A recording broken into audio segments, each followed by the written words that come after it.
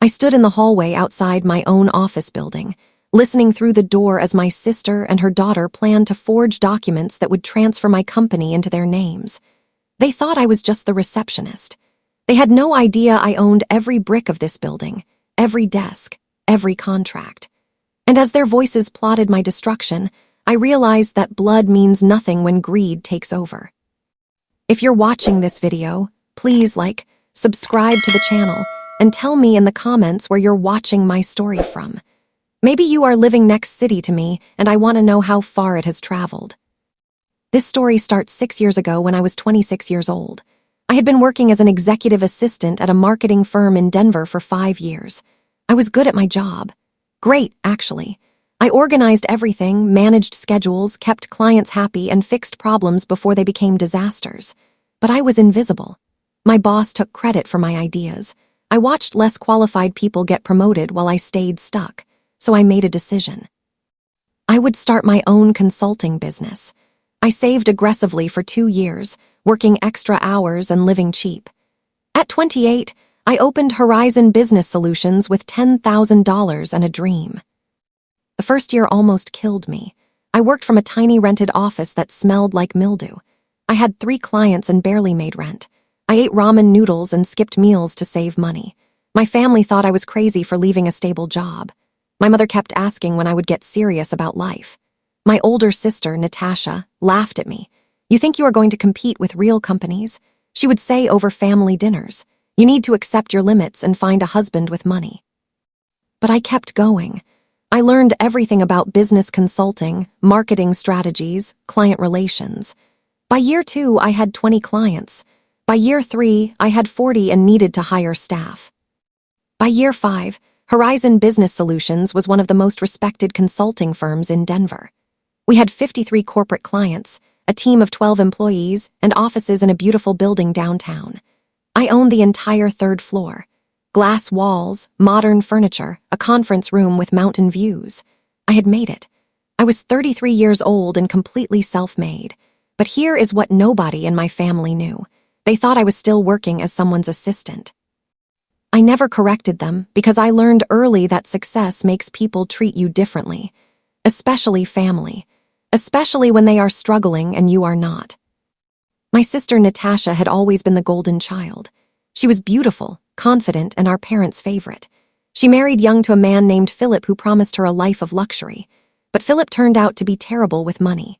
He jumped from job to job, always getting fired for attitude problems. They lived in a small apartment and struggled to pay bills. Natasha blamed everyone but herself and Philip.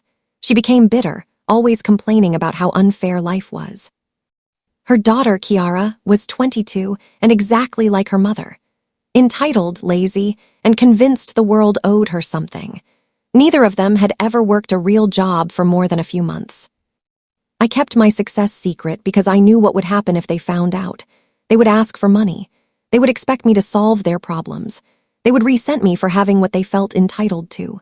So when Natasha asked what I did for work, I said I was a receptionist at a consulting firm. Not a lie, exactly. I did answer phones sometimes when our actual receptionist was busy. Natasha seemed satisfied with this answer. It confirmed her belief that she was better than me, even though she had no job at all. This arrangement worked fine for years, until Natasha called me 6 months ago with an unusual request.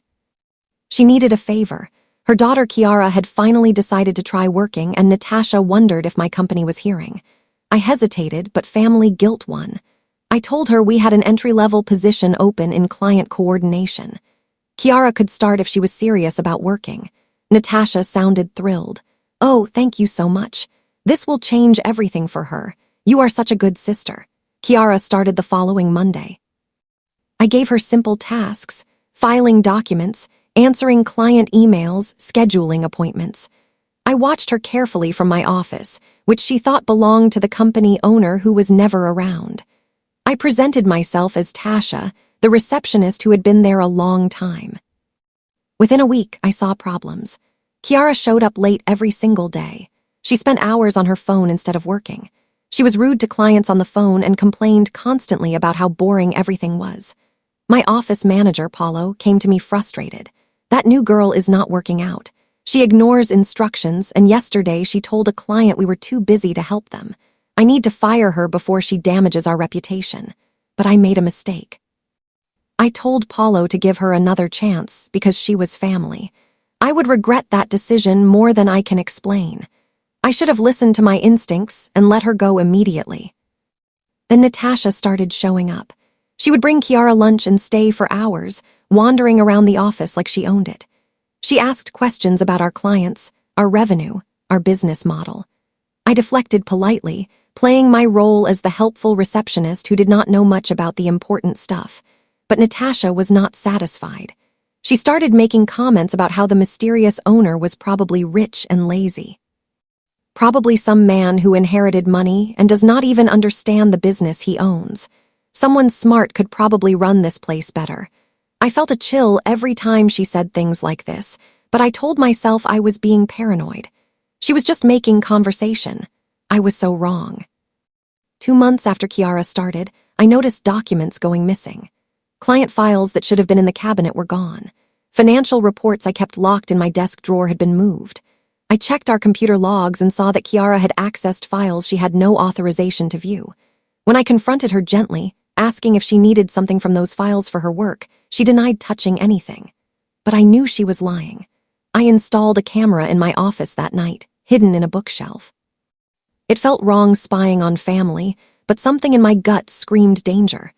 The next day, the camera caught everything. The video showed Kiara entering my office during lunch when everyone was gone.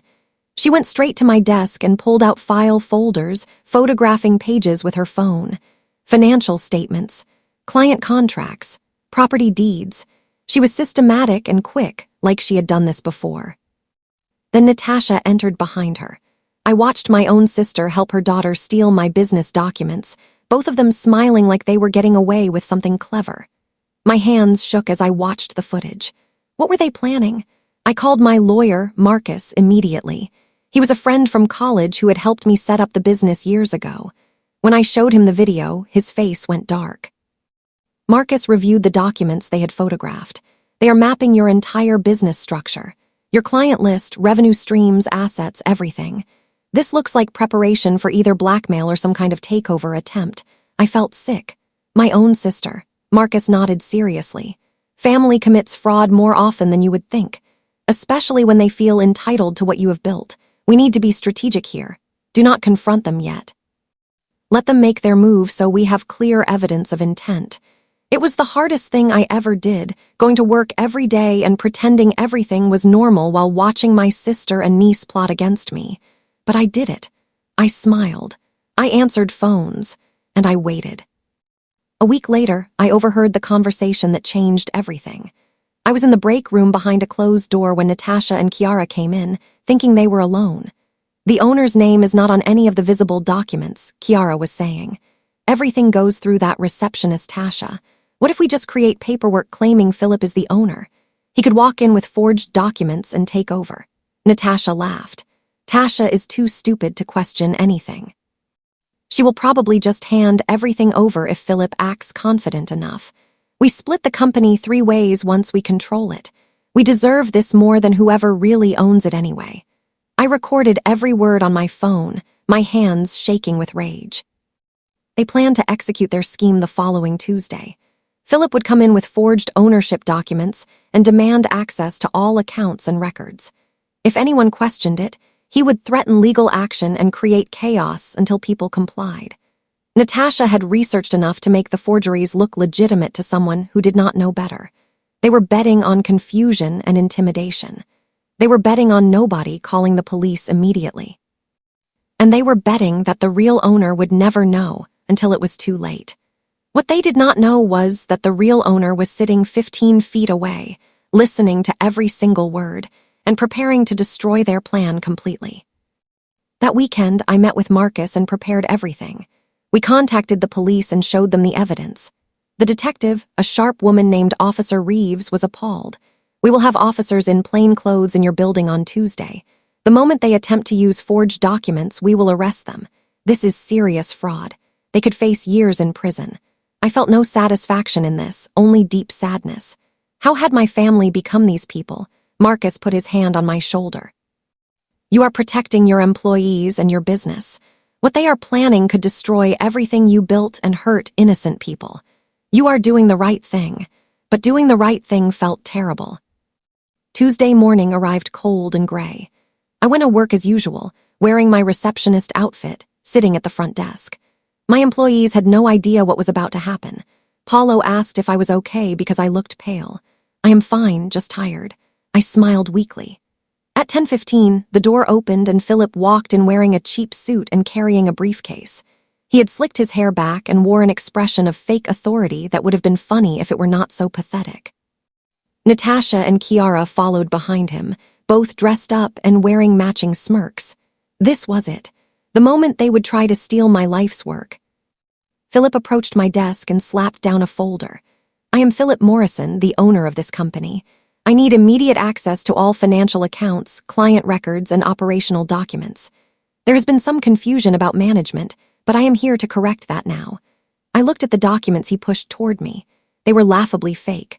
Wrong fonts, incorrect legal language, forged signatures that did not match the real ones I had on file.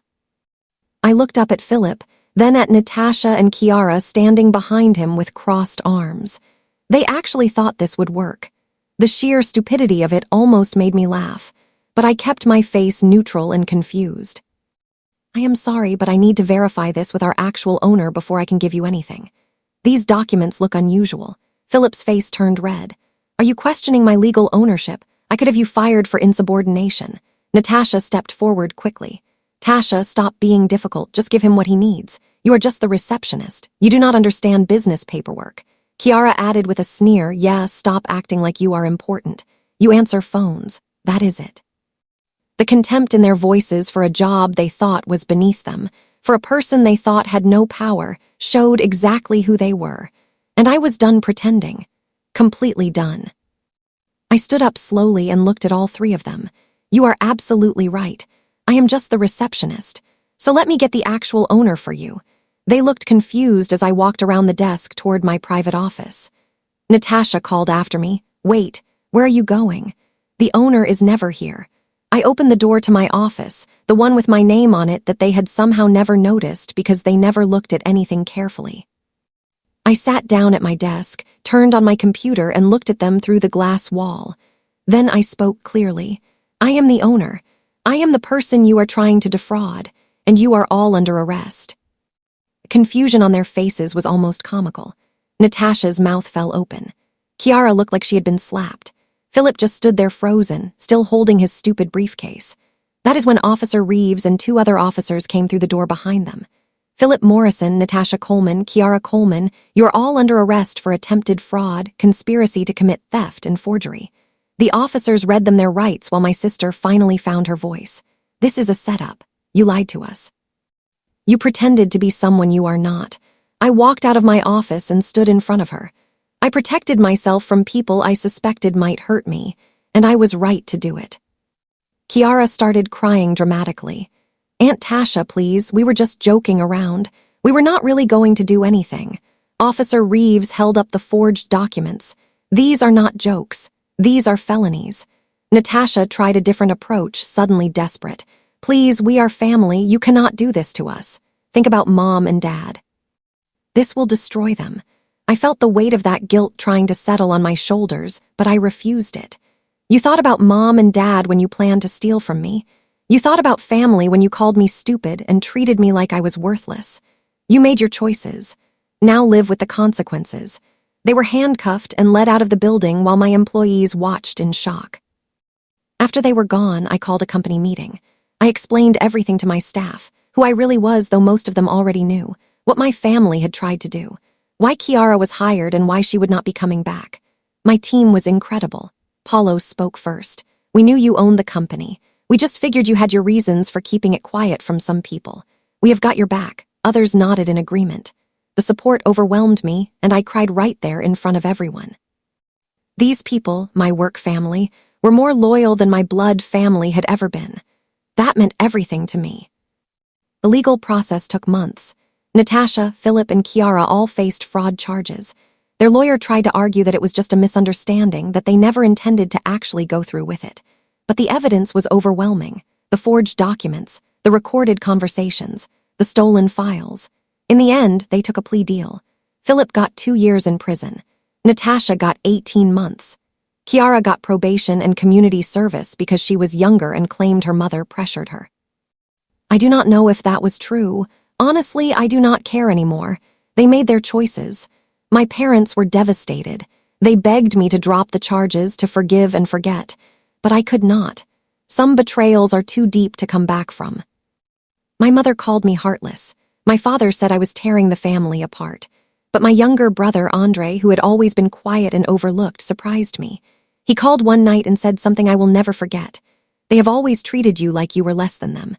I saw it our whole lives. What you did was not cruel. It was self-defense. You protected yourself and your business. I am proud of you. That phone call helped me more than he will ever know. I realized I did not need my parents' approval or my sister's love.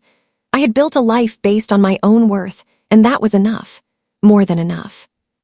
A year has passed since that terrible Tuesday. Horizon Business Solutions is stronger than ever. We have expanded to a 4th floor in the building and hired 15 new employees. I still answer the phone sometimes, not because I have to, but because I like staying connected to every part of my business. I never hide who I am anymore. When people ask what I do, I tell them proudly. I own a successful consulting firm that I built from nothing. Natasha got out of prison 3 months ago. She sent a letter asking if we could talk, saying she has changed and wants to apologize. I have not responded. Maybe someday I will be ready for that conversation, but not today. Today I am focused on building my future, protecting what I have created, and surrounding myself with people who see my worth. That is the only family I need. The story you just heard reflects painful realities that happen in families around the world. People work hard to build something meaningful, only to have those closest to them try to take it away out of jealousy and entitlement. I am sharing this to remind you that protecting yourself is not selfish. Setting boundaries with family is not cruel. Sometimes the people who share your blood are the ones you need to guard yourself against the most. If you were in this situation, would you have given your family another chance? Or would you have protected your business no matter what? What do you do when the people who should support you try to destroy you instead? I want to hear your thoughts because every story we share can help someone else recognize the warning signs in their own family. May you always have the wisdom to see people's true intentions and the courage to protect what you have built with your own hands, even when it hurts. God bless you, and may your boundaries be as strong as your dreams. Meanwhile, on the final screen, I am leaving you with one of the most powerful channels, King's Revenge Vault.